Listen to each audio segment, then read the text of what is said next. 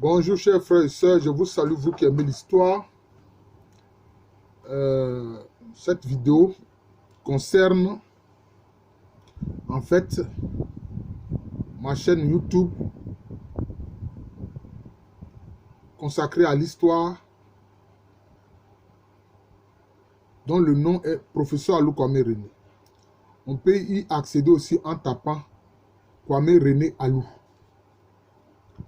Alors, comme cette chaîne est suspendue pour 90 jours, je la poste sur ma chaîne Jean de l'amour de Jésus, qui est consacrée à des vidéos spirituelles. Donc, si vous voyez ce titre-là, vous qui êtes abonné à ma chaîne Jean de l'amour de Jésus, ne soyez pas offusqués.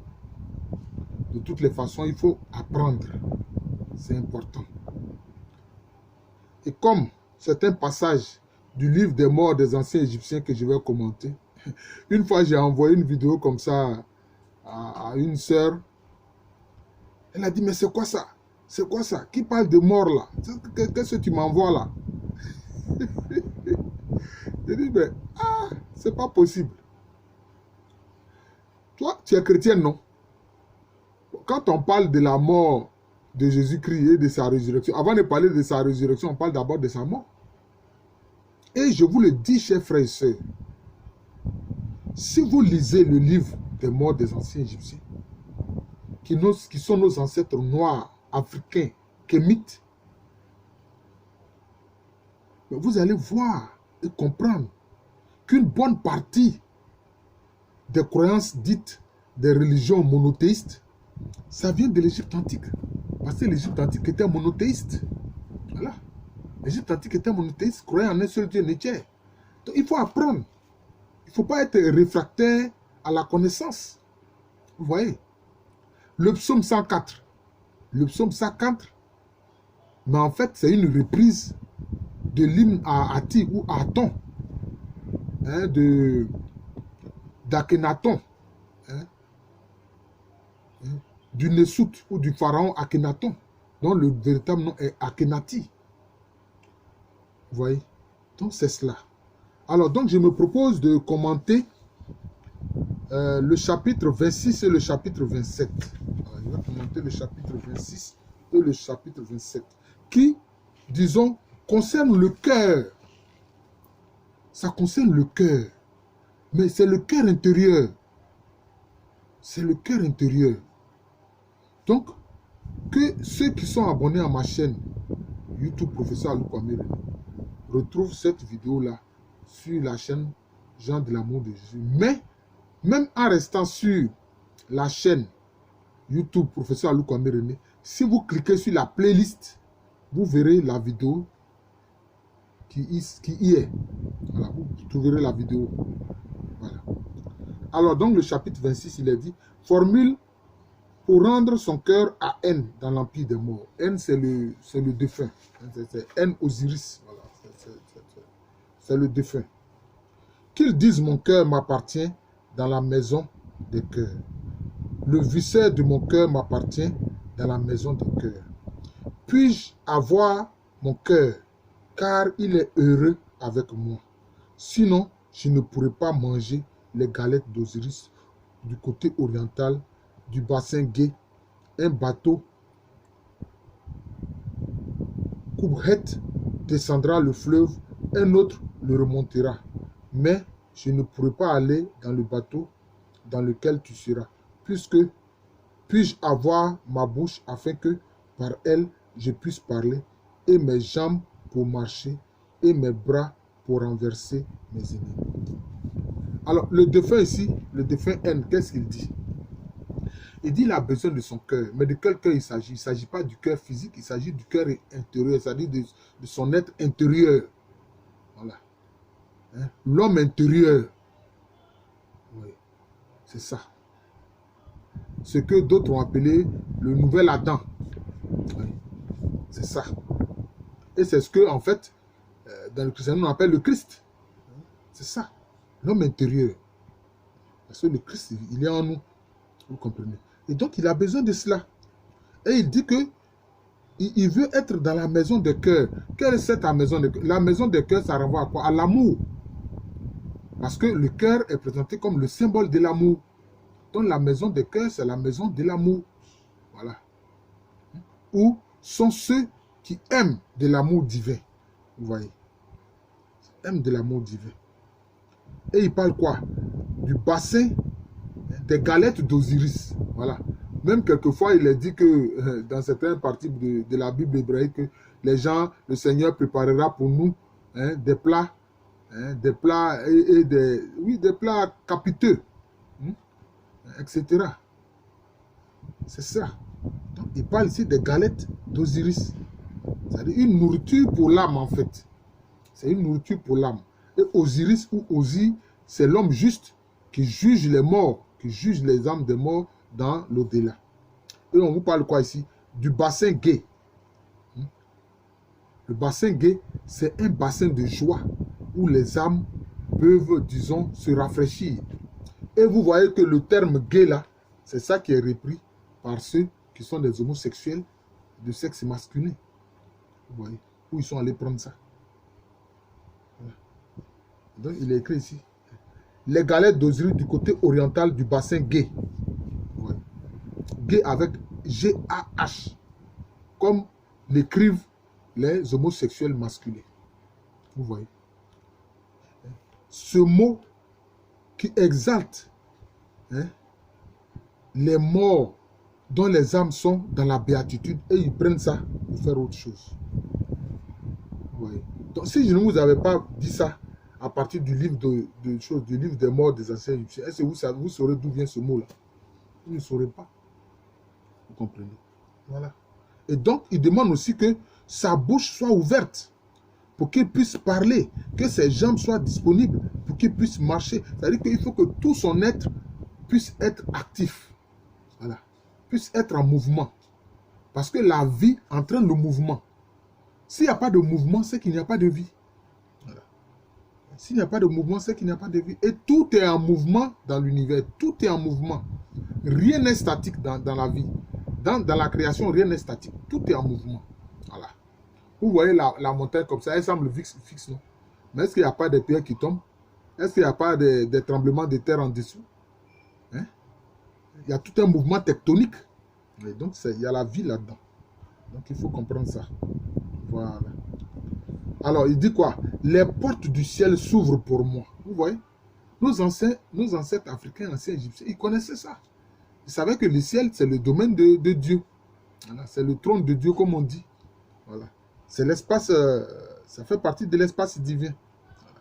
Les portes du ciel s'ouvrent pour moi. Geb, le prince des dieux, bon là encore ils disent des dieux, non, c'est le prince des Néterous. Les Néterous, c'est-à-dire quoi? Ce sont les attributs du seul Dieu Néter. Mais Geb ici, c'est le Néterou qui concerne la terre. C'est-à-dire l'attribut divin sur la terre. C'est ça qui s'ouvre. C'est ce qu'il faut comprendre. Ouvre pour moi ses mâchoires vers moi. Il ouvre mes yeux qui étaient clos. Il étend mes jambes qui étaient repliées. Donc il voit. C'est-à-dire qu'il dit que le Néterou qui concerne la terre, c'est-à-dire que l'attribut divin qui concerne la terre redonne vie à ses membres, à sa mâchoire, à ses yeux, etc. Et ses jambes qui étaient repliées, tout revient en vie. Voilà, c'est ça. Donc c'est pour ça que moi je dis que ce livre qui est appelé le livre des morts des anciens Égyptiens devrait être appelé plutôt le livre de vie des anciens Égyptiens. C'est le livre de vie en fait. C'est le livre de vie. Anubis affermit mes genoux et sort de sorte que je peux me mettre debout. Et Sekhmet, la divine, me redresse. Voilà. On exécute ce que j'ai ordonné dans Memphis. J'ai de nouveau connaissance grâce à mon cœur. J'ai l'usage du viscère de mon cœur. J'ai l'usage de mes bras. J'ai l'usage de mes jambes. Et j'ai la possibilité de faire ce que je désire, ce que désire mon cas. On ne me retiendra pas prisonnier. Mon âme et moi, corps aux portes de l'Occident. Cela veut dire quoi? Cela veut dire simplement que ce qu'on appelle Anubis ici, c'est-à-dire Inepu, qui est, disons, le Néterou, l'attribut divin qui est symbolisé par le chacal ou le chien. C'est quoi? C'est celui de la fidélité. c'est celui de la fidélité. C'est à cause ça on dit en français, fidèle comme un chien. Et ce Néterou-là, disons cet attribut divin de la fidélité, accompagne le défunt. Voilà. Parce que c'est le principe de la fidélité. Voilà. Quelquefois on entend des gens dire, Dieu est fidèle. Voilà, ça vient de là. Ça vient de l'Afrique. Voilà. Donc il n'est pour Ouanubis affermir ses genoux. Hein, et il peut se mettre debout. Sekhmet, hein, l'attribut le redresse, c'est-à-dire de la droiture. Sekhmet, c'est l'attribut de la droiture qui le redresse. Hein. Et il dit, on exécute ce qu'il a ordonné. Il a de nouveau connaissance. Hein. Et il a l'usage de ses viscères, de son cœur, de ses bras, de ses jambes. Il a la possibilité de faire ce que désire son cœur. C'est-à-dire que maintenant, il est en mouvement. Il n'est pas mort, mais il est en mouvement. Parce que la vie est mouvement. Hein? Paul disait la vie, le mouvement et l'être. Voilà. Donc, sa vie, il est en mouvement. Donc, il a envie. Et son cas, c'est son esprit divin. C'est l'esprit divin, c'est l'esprit éternel. C'est ça le cas. Voilà. On ne me retiendra pas prisonnier. Voilà. Mon âme et moi, corps aux portes de l'Occident. C'est-à-dire que bon, l'Occident aussi, ça symbolise le lieu du coucher du soleil, donc le lieu de la mort. Il dit que non, on ne va pas le retenir prisonnier là-bas. Que lui, son corps et son âme là, sont libres. Oui. Donc, cela veut dire quoi? C'est pour ça que nos ancêtres de l'Égypte antique, ils pratiquaient la momification. Parce que le corps est important, c'est pour ça que pour eux, le corps étant enterré, il n'était pas question d'incinérer le corps comme le faisaient les ancêtres des Européens, c'est-à-dire des Locodères. Voilà. Il n'était pas question d'abandonner le corps dans le désert comme le faisaient les ancêtres des Sémites, non. Voilà, mais parce que le corps est important. Et vous remarquez qu'en Afrique, si le corps est important, quand on voit le soin qui est donné au corps du défunt, ça vient de l'Égypte antique, ça vient de nos ancêtres. Alors, je vais aussi commenter le chapitre 27. Hein, c'est toujours ce qui concerne le cœur. Le cœur qui est l'être intérieur, que les anciens Égyptiens appellent Ankh. Hein, c'est représenté par une croix. C'est représenté par une croix. Mais dont le sommet est arrondi. Hein, ou bien le sommet est ovale. C'est ça la croix Ankh. Ça représente le cœur, donc l'être intérieur. Vous voyez. Alors, donc, je commente le chapitre 27. Formule pour empêcher qu'on enlève à N. N, comme je le dis, c'est le défunt. Son cœur dans l'empire des morts. Vous voyez. C'est important. Il ne faut pas perdre son cœur. C'est-à-dire son être intérieur. Parole dite par N. C'est-à-dire le N Osiris, c'est-à-dire le défunt. Oh, vous qui enlevez les cœurs. Vous qui dérobez les viscères du cœur. Vous qui faites se manifester le cœur de l'homme dans ce qu'il a fait, alors qu'il ne se reconnaît pas par suite de ce que vous avez fait. Salut à vous, maître de l'éternité, organisateur de la pérennité. Qu'est-ce qu'il veut dire ici? C'est notre cœur qui nous condamne, ou c'est notre cœur qui ne nous condamne pas? Vous voyez ici, cela se voit dans la Bible hébraïque et dans les évangiles. Il dit que votre cœur ne vous condamne pas. Que votre cœur ne vous condamne pas. Si votre cœur même vous condamne, c'est que vous êtes condamné devant le tribunal divin. Si votre cœur vous condamne, c'est que vous êtes condamné devant le tribunal divin. Voilà. Donc, il veut que son cœur ne lui soit pas enlevé. Voilà. Il veut que son cœur ne lui soit pas enlevé. Et vous voyez ici, c'est représenté par une image. Bon, quand vous voyez ici un être qui a, vous voyez, qui a la barbe postiche, hein, et le défunt, vous voyez ce que ça forme, les deux. C'est-à-dire que l'attribut divin là porte son cœur, tient son cœur. Et lui aussi, le défunt, il tient son cœur. Voilà, pour ne pas qu'il perde son cœur. Et donc, grâce à cet attribut divin, son cœur tient. Voilà, vous voyez bien l'image. Voilà. Donc, c'est cela. Voilà, donc c'est cela. Pour que son cœur ne lui soit pas enlevé, pour que son être intérieur ne lui soit pas enlevé. Parce que si votre être intérieur vous êtes enlevé, c'est comme si vous êtes perdu.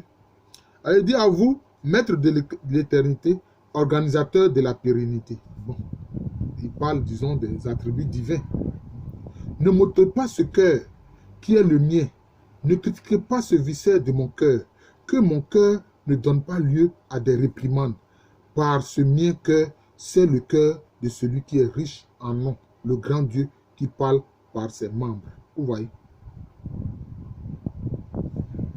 Il dit qu'on lui laisse son cœur. Que son cœur ne donne pas lieu à des réprimandes. C'est-à-dire que son cœur ne le condamne pas. Vous voyez? Donc, ce qui est dans les livres dits révélés là, dans les livres dits révélés là, la Bible, voilà, c'est ici. Dans le livre des morts des anciens Égyptiens. C'est ça, il dit. Que mon cœur ne donne pas lieu à des réprimandes. Car ce mien cœur, c'est celui de celui qui est riche en nom. Cela veut dire quoi? Il identifie son cœur au cœur même de la divinité. C'est ce qu'il fait. Il identifie son cœur au cœur de la divinité. C'est ainsi qu'on voit, par exemple, des chrétiens. Je vous dis, je ne fais pas du prosélytisme.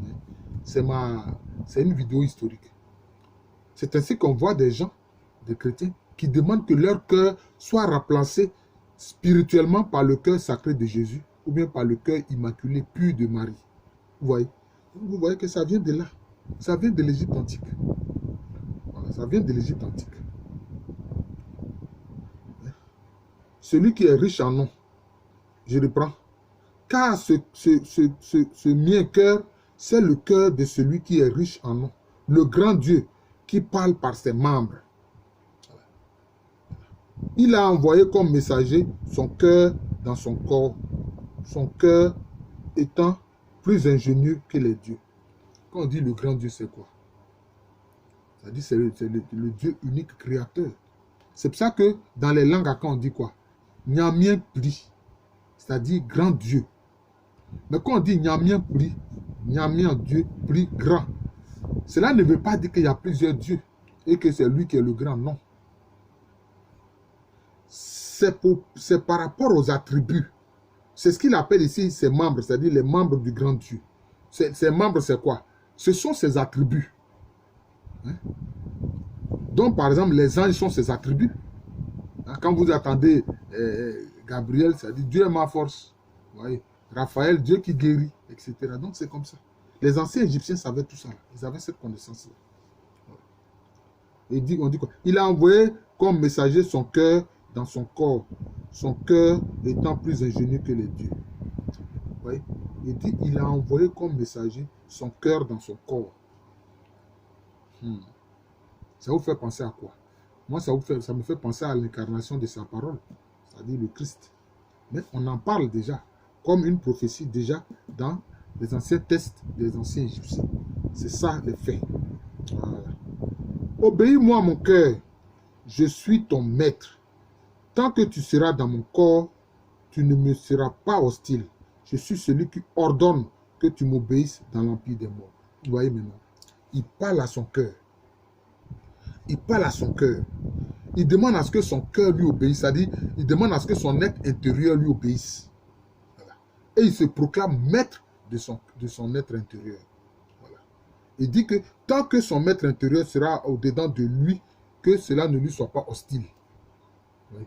C'est ce que souvent ce qu'on appelle les chrétiens évangéliques qui font. C'est-à-dire que les proclamations, ce sont des proclamations. Donc les proclamations là, que font les chrétiens évangéliques, là, voilà la source. Voilà. Ils proclament. Voilà. Ils proclament. Donc voilà, la proclamation, voilà ce qu'on voit dans le livre des anciens Égyptiens. Dans le livre des morts des anciens Égyptiens. Il dit maintenant, tu vois, je suis celui qui ordonne que tu m'obéisses dans l'empire des morts. Il demande à ce que son cœur intérieur, c'est-à-dire son être intérieur, lui obéisse dans l'empire des morts. Voilà. Parce que qu'est-ce qu'il veut? Il veut son salut. Il ne veut pas être perdu. Voilà. Donc si son cœur intérieur lui obéit et que son cœur intérieur ne le condamne pas, son cœur intérieur ne le juge pas, son cœur intérieur ne l'accuse pas, il sait qu'il s'en sort. Hein? Il sait qu'il s'en sort. Et il ne sera pas dans l'univers de choses d'Apophis, hein? La force du mal. Je vous remercie. Je suis le professeur Alou Kwambere, professeur titulaire d'histoire à l'université Félix Houphouët-Boigny. Hier, j'ai assisté à la soutenance d'une thèse d'une étudiante, enfin, elle est maintenant proclamée docteur. On l'appelle Tamala Aate. Et c'est le professeur Kwadjo Jérémy qui a présidé le jury. Il a dit des mots très gentils à mon endroit et je lui dis merci. Je lui dis toute l'admiration que j'ai pour lui. Toute l'admiration que j'ai pour lui. Je lui dis beaucoup merci. C'est ça un professeur. Il continue son travail. Bien que le professeur Kouadio Jérémie soit à la retraite, mais vous voyez, il est toujours disponible. Il est venu présider ce jury de thèse-là. Merci professeur. C'est ça. C'est pour ça que ce matin même, j'ai regardé une vidéo sur l'importance de l'enseignement et des enseignants. Il y a quelqu'un qui disait comme ça que en Corée du Sud et en Allemagne, les enseignants sont de tous les fonctionnaires et agents de l'État les mieux payés. Est-ce que nos pays d'Afrique comprennent cela? Mais parce que tout se perpétue par la connaissance. Et ceux qui donnent la connaissance, ce sont les enseignants. Ce sont les professeurs. Merci, professeur Kouadio Jérémie. Je voudrais remercier tous mes auditeurs et j'espère que la sanction de YouTube contre moi au sujet de ma vidéo sur, comment on appelle ça, je l'avais intitulé « La bête de l'événement » du président Macron. D'abord, la vidéo a été supprimée. C'est déjà une sanction. Et maintenant, on suspend ma chaîne pour 90 jours. C'est vraiment dur. C'est une sanction dure. Voilà. Mais je vous en prie, même si vous allez sur ma chaîne YouTube, Professeur Alou Kwame René, vous verrez, il y a la playlist, s'il vous plaît. Il y a un endroit où c'est mis vidéo avec S et puis maintenant playlist. Cliquez sur la playlist, vous trouverez cette vidéo que je viens de faire sur le livre des morts, le chapitre 26, les chapitres 26 et 27. En tout cas, comme je l'ai dit, j'enseigne à l'université Félix Faure-Boin, une université qui est à Abidjan, c'est en Côte d'Ivoire, un pays situé en Afrique de l'Ouest. Merci et bonne journée à tous.